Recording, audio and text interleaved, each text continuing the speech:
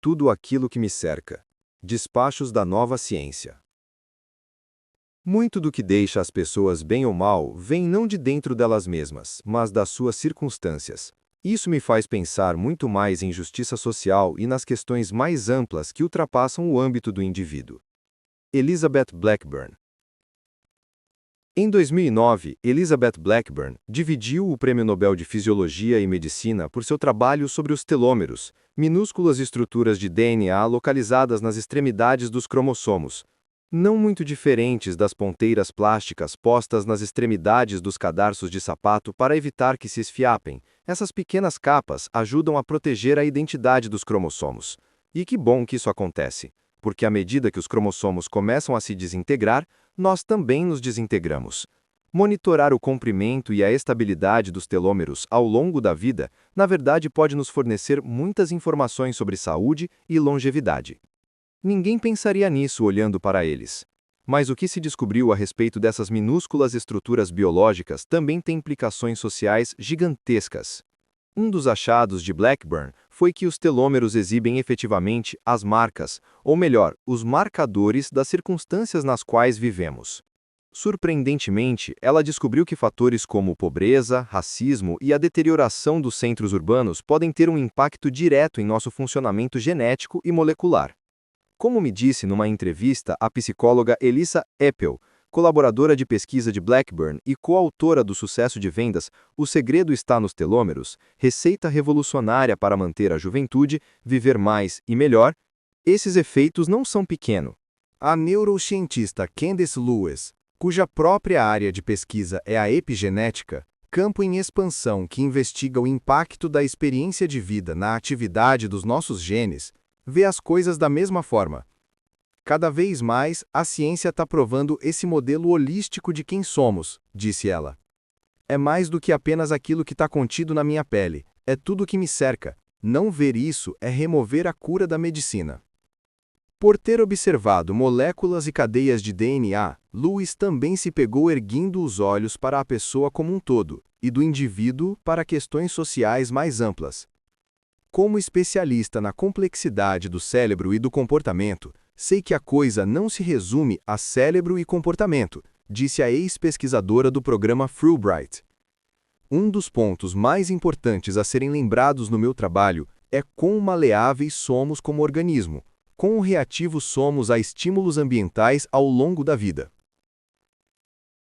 A pressuposição dominante em nossa cultura é de que a herança genética determina a maior parte do nosso destino, de quem somos, daquilo que nos aflige e daquilo de que somos capazes.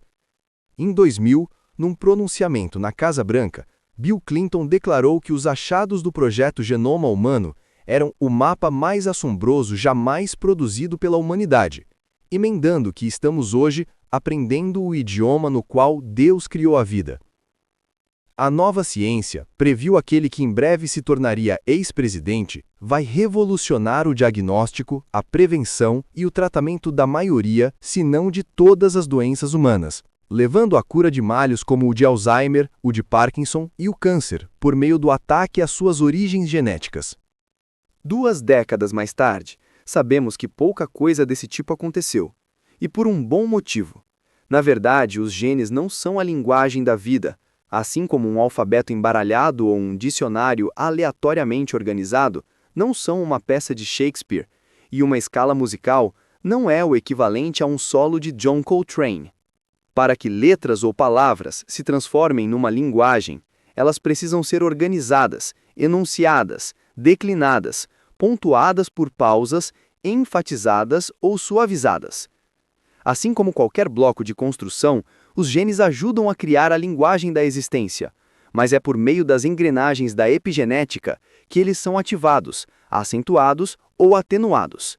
Entre vários outros, um dos mecanismos da epigenética é acrescentar determinadas moléculas às sequências de DNA para mudar a função do gene, modificando o número de receptores para determinados mensageiros químicos e influenciando as interações entre genes. Em outras palavras, no fim das contas, a experiência determina como nosso potencial genético irá se expressar. É disso que trata a área da epigenética, que significa por cima dos genes. Os processos epigenéticos agem sobre os cromossomos, entregando e traduzindo mensagens do entorno que lhes dizem o que fazer.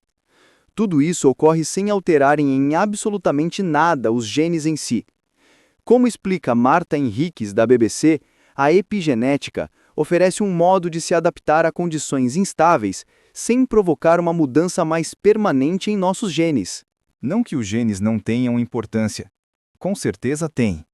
Só que eles não são capazes de ditar nem mesmo os comportamentos mais simples, quanto mais de explicar a maioria das doenças ou apontar possíveis curas para elas.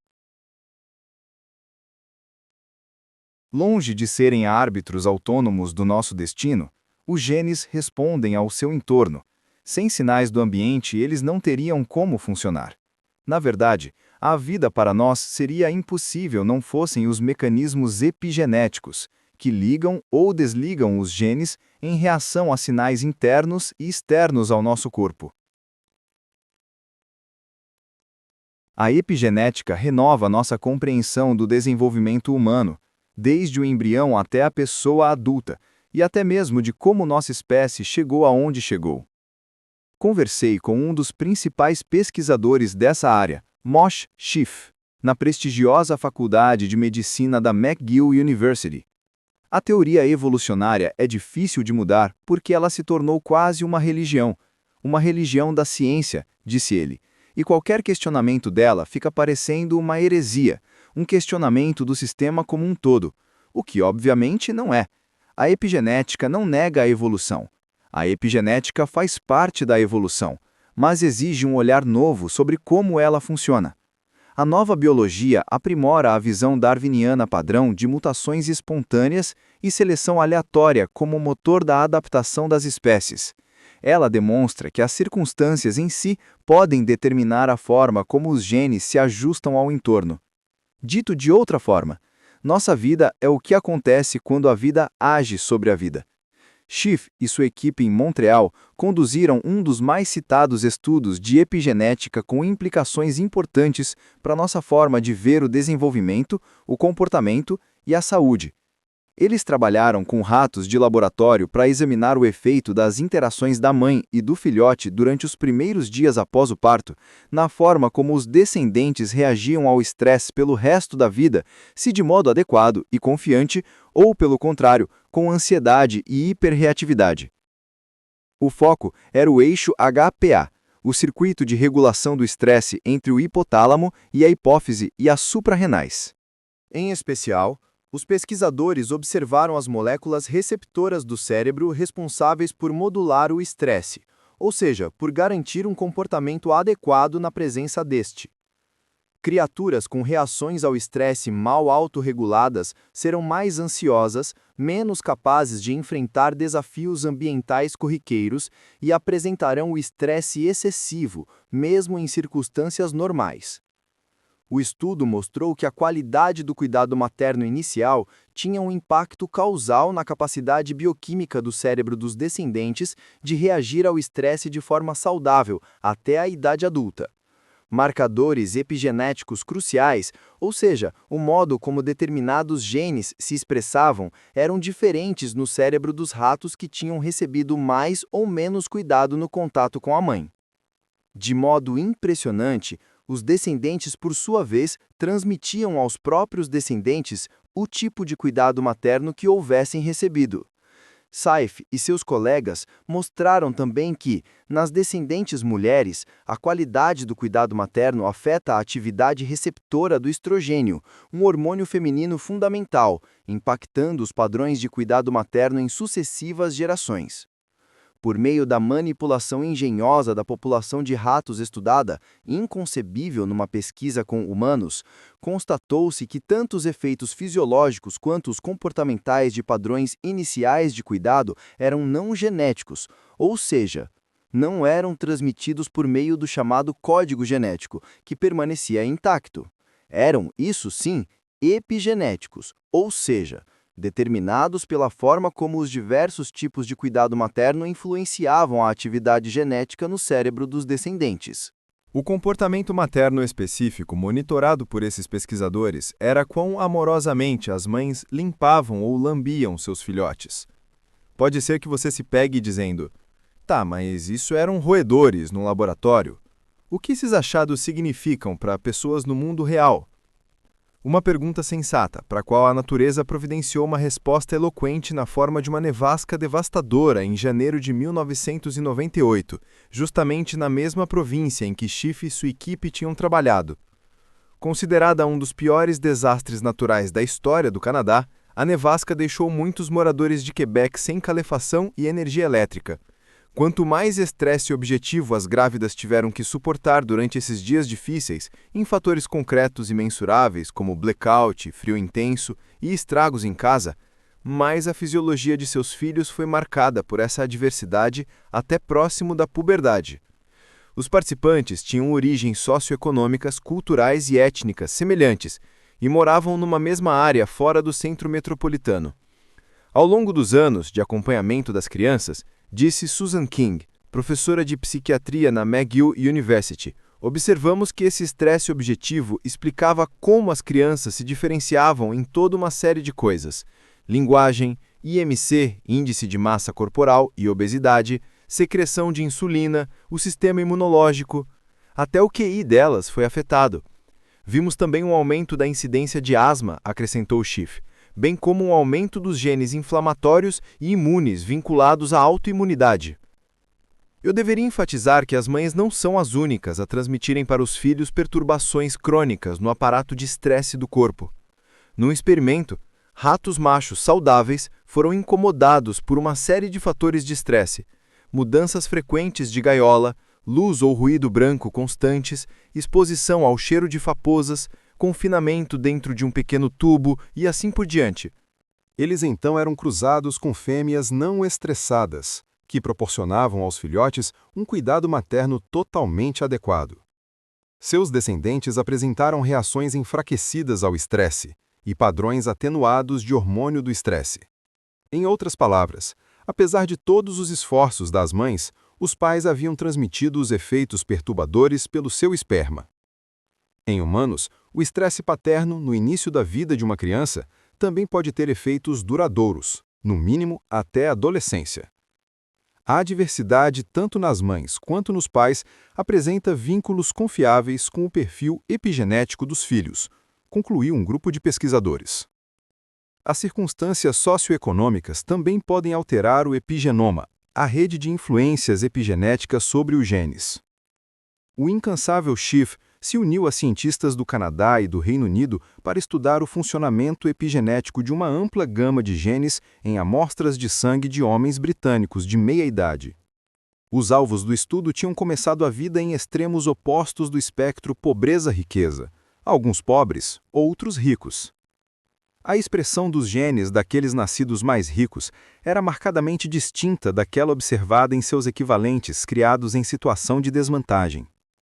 Outro estudo observou taxas mais elevadas de inflamação em afro-americanos do que em pessoas de origem étnica caucasiana, efeito epigenético que perdurava mesmo ao se comparar pessoas de mesmo nível socioeconômico. Constatamos que as experiências de racismo e discriminação respondiam por mais de 50% da diferença entre pretos e brancos na atividade dos genes que aumentam a inflamação e a doença, escreveu a autora principal, April Phams, num artigo intitulado O racismo encurta vidas e prejudica a saúde dos negros por promover genes que conduzem à inflamação e à doença. De modo bem semelhante à expressão dos genes, os telômeros manifestam os caprichos do destino e da história, da classe e da raça, do estresse e do trauma. De que maneira? No nascimento, os telômeros têm muitas unidades, os pares de DNA que os constituem, e na velhice bem menos. Começamos com cerca de 10.000 quando bebês, e baixamos para 4 ao morrer, afirmou Elissa Epel. Cada vez que uma célula do nosso corpo se divide, os telômeros se encurtam. Quando eles ficam curtos demais, a célula hospedeira morre, ou pode se deteriorar e se tornar disfuncional. À medida que encolhem, a função imune é prejudicada, a inflamação aumenta e ficamos mais propensos a adoecer. Os telômeros já foram chamados de relógios celulares, no sentido de que medem não a idade cronológica, mas a idade celular. Duas pessoas, até mesmo gêmeos idênticos, podem ter a mesma idade computada em anos, meses, semanas e dias, mas mesmo assim, uma pode ser biologicamente mais velha do que a outra, dependendo de quanto estresse, adversidade ou trauma teve que suportar. Isso acontece porque o estresse encurta os telômeros. Os médicos deveriam tomar um cuidado especial. Os telômeros de residentes em medicina sofrem mais desgaste do que o de outros jovens adultos da mesma faixa etária. Um dos estudos de EPEL constatou que mães que cuidavam de filhos com doenças crônicas tinham telômeros mais curtos do que suas semelhantes de mesma idade. Esse déficit de idade biológica era proporcional tanto ao número de anos de prestação desses cuidados quanto ao grau de estresse, conforme percebido pelas mães. Resultados semelhantes foram observados em cuidadores de pessoas com demência, telômeros encurtados e imunidade prejudicada, o que reforça a ideia de que o estresse psicológico crônico tem impacto negativo no funcionamento das células imunes e pode acelerar seu envelhecimento. Em outras palavras, o estresse envelhece nossos cromossomos e, portanto, envelhece a nós. Assim como pobreza e racismo afetam o funcionamento epigenético, esses fatores também encurtam os telômeros e, portanto, a vida. Esse vínculo desolador foi ilustrado vividamente por um estudo com homens pretos americanos em 2014. Nossos achados literalmente sugerem que o racismo envelhece as pessoas, comentou seu autor principal. O mesmo vale para as mulheres. Como parte do Estudo Nacional da Saúde Feminina, SWAT, na sigla em inglês, nos Estados Unidos, compararam-se os telômeros de mulheres de meia-idade pretas e brancas. Os resultados foram chocantes. As pretas eram, em média, mais de 7 anos biologicamente mais velhas do que suas equivalentes brancas, achado condizente com taxas mais elevadas de pobreza, estresse, hipertensão, obesidade e problemas de saúde correlatos. Como observou EPEL, se soubermos o que procurar, os efeitos do nosso ambiente socioeconômico estão visíveis dentro das nossas células. O desfavorecimento de alguns bairros, a criminalidade, a renda naquele CEP, disse ela. Tudo isso está ligado ao envelhecimento celular. Isso, para mim, é uma das maiores demonstrações de que a nossa saúde está fora do nosso corpo. Schiff falou num tom parecido.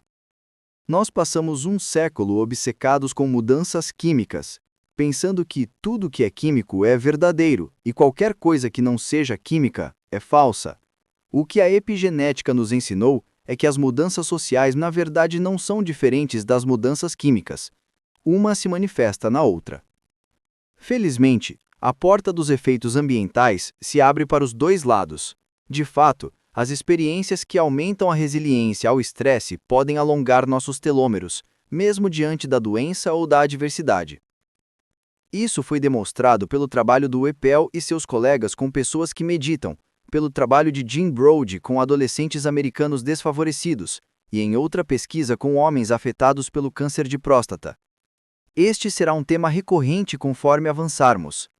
A aparente má notícia cederá lugar a algo empoderador, contanto que a abordemos de modo sensato. Ao aprender sobre os impactos da adversidade, podemos também encontrar caminhos rumo à cura.